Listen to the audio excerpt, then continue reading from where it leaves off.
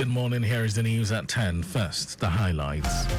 Governor Sanwo-Olu champions strategic partnerships for sustainable energy future. Federal government boosts road security with new surveillance technology. And the foreign in Spain braces for new rainfall as that toll passes 150 in catastrophic floods. And in sport, coach Namani releases final list for International Handball Federation Trophy Africa Tournament. And now the details. I am Mike James. Lagos State Governor Babajide Sanwo-Olu has reaffirmed his administration's commitment to advancing Africa's energy transformation through strategic partnerships and innovative solutions. Addressing stakeholders at the 18th Oil Trading and Logistics OTL Africa Downstream Energy Week, Governor Sanwo-Olu, who was represented by the Commissioner for Energy and Mineral Resources, Biodun Ogunleye, emphasized Lagos State's readiness to lead in sustainable energy initiatives. Governor Sanwo-Olu underscored the crucial role of energy as the backbone of economic development, noting that sustainable energy solutions are essential to achieving both growth and environmental balance.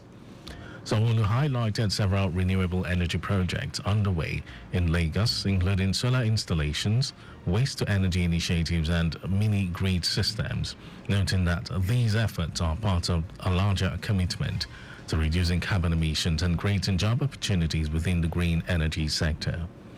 The governor also emphasized the importance of involving young entrepreneurs and the private sector in driving this transformation, while urging participants to take bold steps towards solutions that address Africa's unique energy challenges. Governor Sanwo-Olu called on the energy sector to prioritize partnerships, sustainability, and resilience in every decision, stressing that these values will be vital in securing a cleaner, more prosperous future for Africa. The Energy Week, with the theme Alliance for Growth, brought together industry leaders, policymakers, and energy experts to collaborate on a resilient future for Africa's energy sector.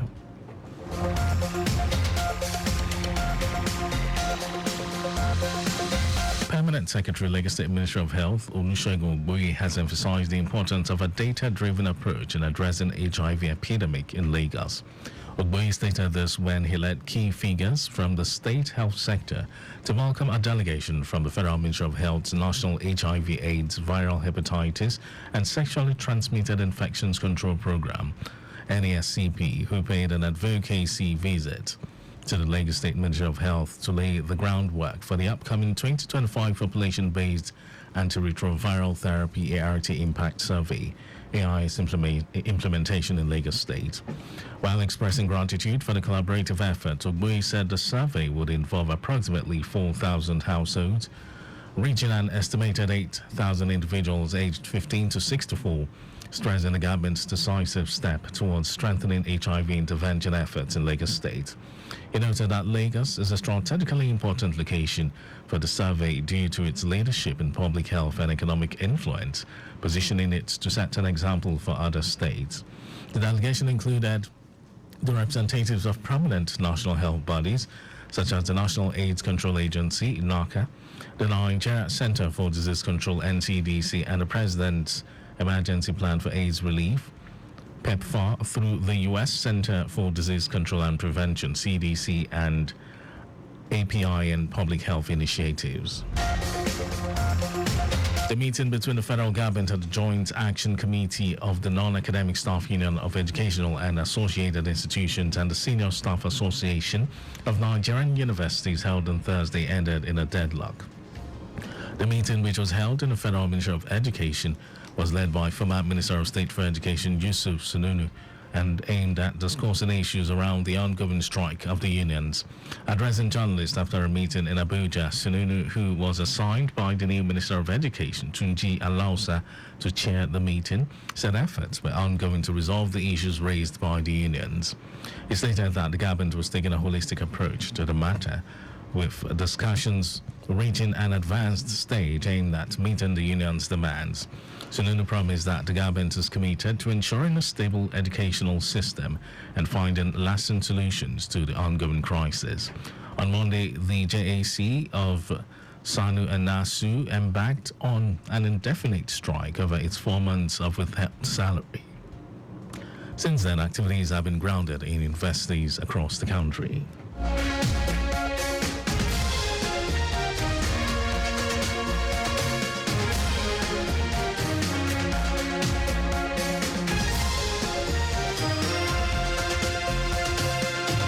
And now to the rest of the stories. In its determination to ensure maximum safety of the nation's highways, the federal government has established CCTV control room to monitor, attend to emergency situations, and enhance security on the Third Mainland Bridge and its environs.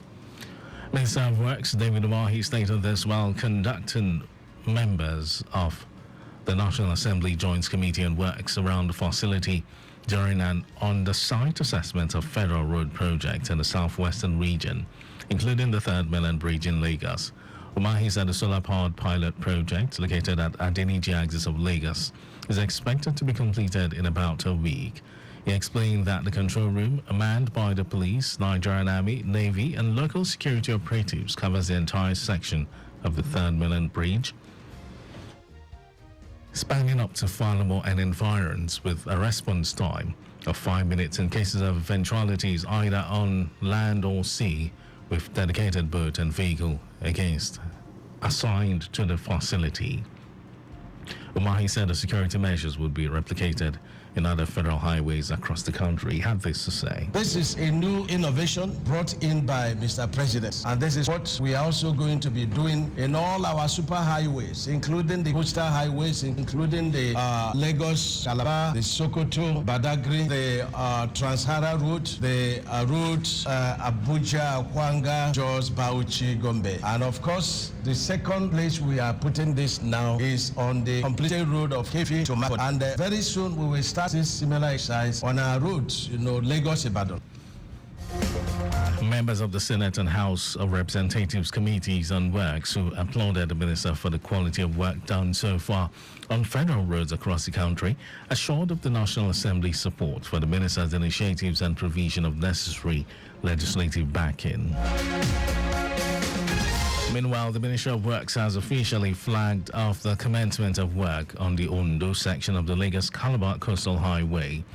Minister of Works David Umahi, during a town hall meeting and stakeholders engagement in Akure on the alignment of the Ondo segment of the coastal road, said the state's 63-kilometer section of the highway design will be concluded in November. Umahi said the coastal highway was significant to the economic development of the affected state and the country in general, affirming President Bola Tinubu's commitment to ensuring roads across all 36 states are in good condition. He promised that the federal government is committed to restoring the Ayatoro community currently battling sea incursion.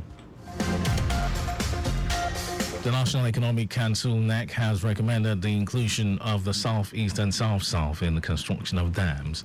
The Council also backed an earlier federal government directive mandating the Ministry of Water Resources and Sanitation to commence a comprehensive integrity test of Nigeria's waterways and dams to mitigate flooding. Anambra State Governor Charles Soludo revealed this after the 144th meeting of the Council chaired by Vice President Kashim Shettima at the State House, Abuja.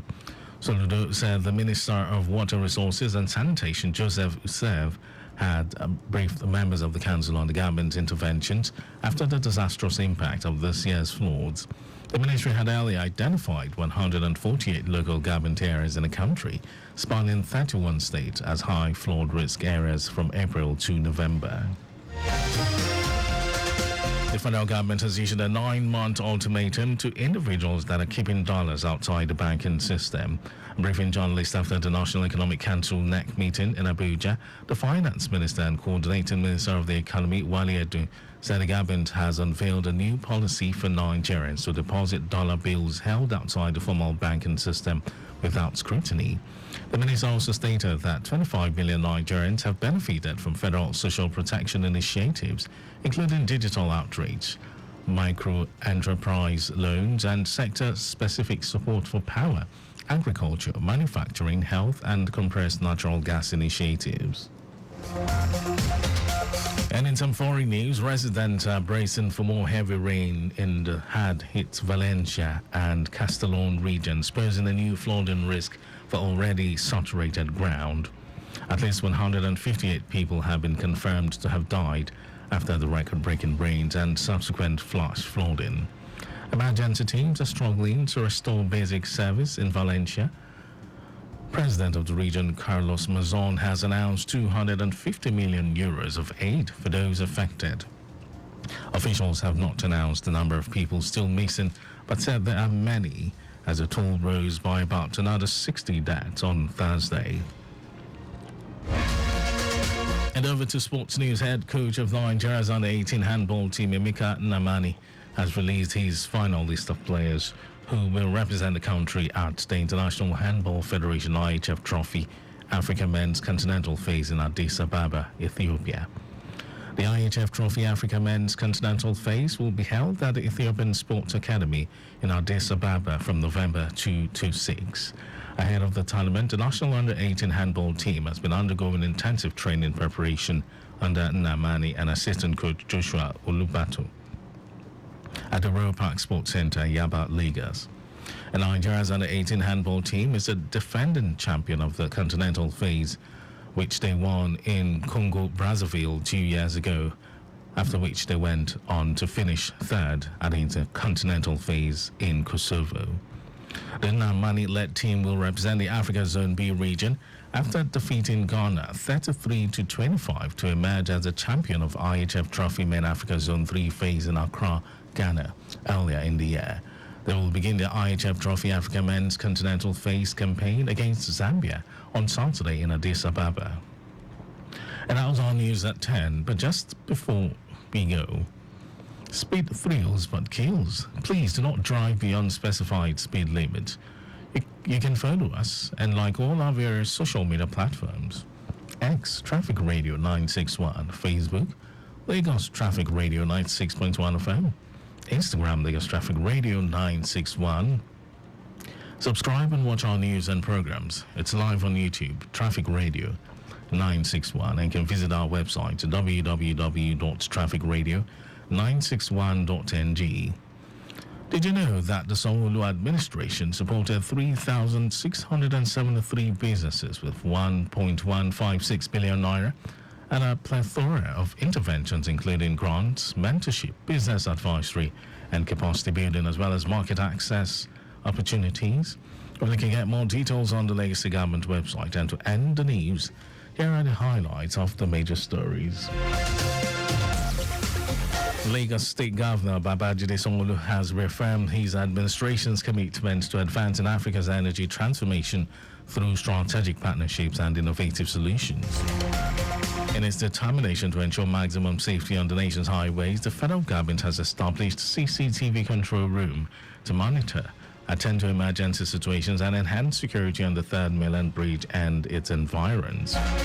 We also told you that residents are bracing for more heavy rains in hard-hit Valencia and Castellon regions, posing a new flooding risk for already saturated ground. In sports, head coach of Nigeria's under-18 handball team, Emeka Nnamani, has released his final list of players who will represent the country at the International Handball Federation Trophy Africa Men's Continental Phase in Addis Ababa, Ethiopia. And for contact with the newsroom, send a message to info@trafficradio961.ng. That ends the news broadcast compiled by Abiola Fagbalagun. Thank you for listening. My name is Mike James. Beautiful morning to you.